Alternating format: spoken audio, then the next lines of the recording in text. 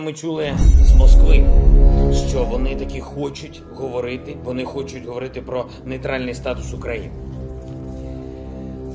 Я кажу усім партнерам нашої держави, зараз важливий момент, вирішується доля нашої країни. Я запитую них, чи ви з нами? Вони відповідають, що з нами, але нас із собою в альянс вони брати не готові. Ketika Rusia menggerakkan pasukannya dalam 1 bulan mengelilingi Ukraina dari sisi timur Ukraina, dari sisi selatan Ukraina, dan dari sisi Belarusia, tidak ada satupun negara dunia bisa bergerak membantu Ukraina.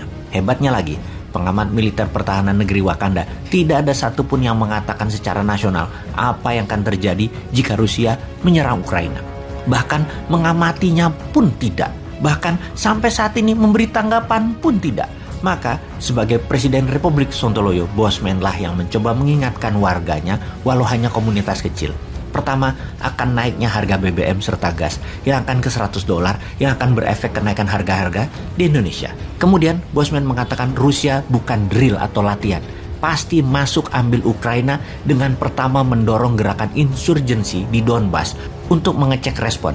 Kiev yang ternyata diam saja itu adalah merupakan kode keras untuk Rusia masuk.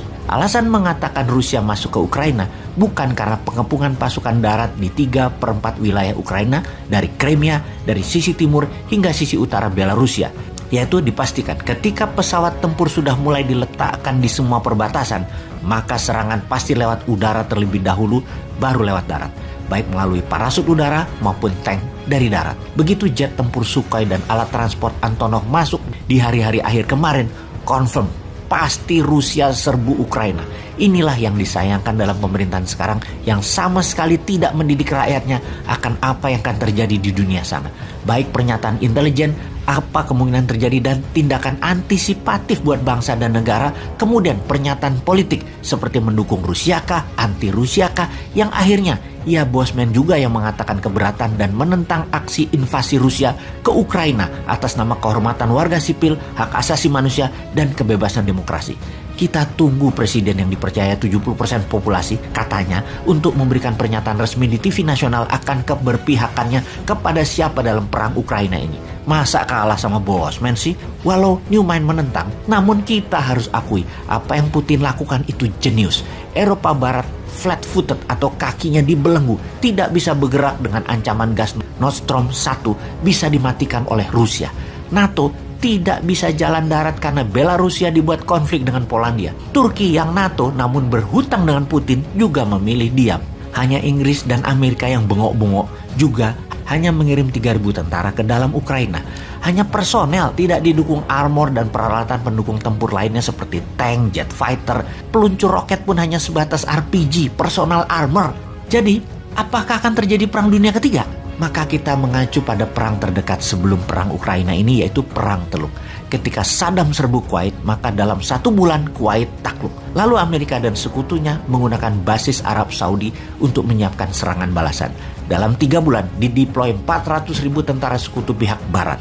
Dan di hari H, Jenderal Bintang 5 Norman Schwarzkopf menyerbu dan membebaskan Kuwait melalui serangan udara selama 1 bulan penuh.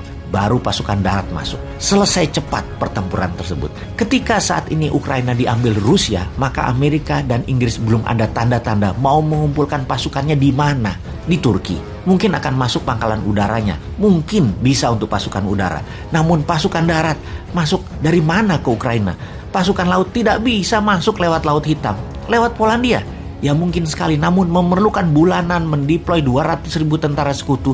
Itu sekali lagi mungkin 6 bulan dan Rusia keburu lebih kuat. Kesimpulan, kalau tidak ada markas untuk tentara sekutu mengumpulkan pasukan darat, maka dapat dipastikan Ukraina tidak bisa tertolong. Demikian uraian singkat, semoga bermanfaat daripada menunggu petunjuk dari pejabat yang ternyata tidak pernah ada kabarnya. Yang mending informasi odong-odong Bosman bisa menghibur barangkali.